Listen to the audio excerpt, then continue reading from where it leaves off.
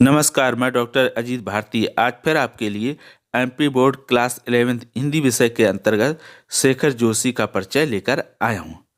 ठीक, तो परीक्षा में प्रश्न किस प्रकार से पूछा जाता है उसमें दिया रहता है। जैसे मान लो आ जाता है कि शेखर जोशी का परिचय निम्न बिंदुओं के आधार पर दो, तो उसमें बिंदु कौन से रहती हैं? दो रचनाएं, भाव पक्ष, कला पक्ष और साहित्य में स्थान।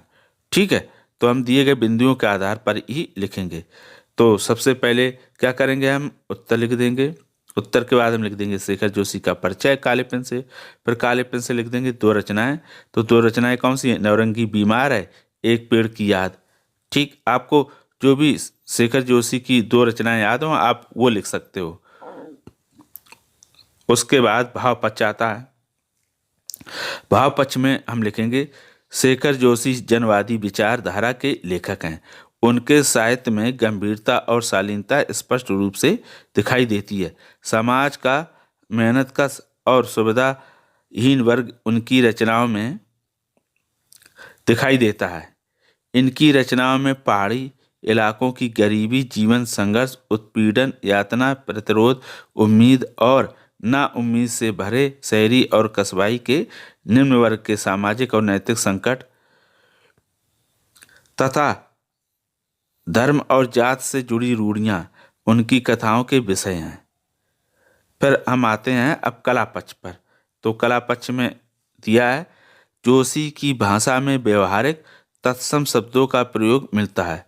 कहीं कहीं उर्दू भाषा का प्रयोग भी दिखाई देता है। आंचलिक शब्दों का सुंदर प्रयोग हुआ है। उसके आगे मुहावरेदार भाषा का सफल प्रयोग दिखाई देता है।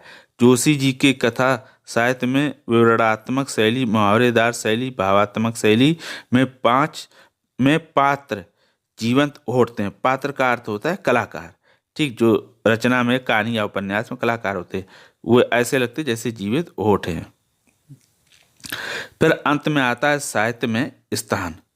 ठीक, तो हम साहित्य में स्थान लिख देते हैं। ये रहा साहित्य में स्थान।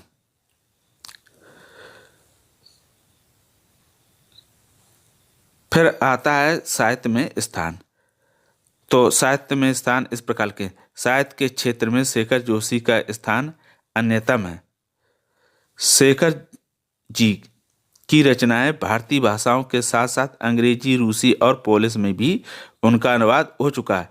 नई कहानी आंदोलन में जोशी का विशेष स्थान है। ऐसे रचनाकार को युगों युगों तक याद किया जाएगा। तो ये हो गया आपका शेखर जोशी का परिचय।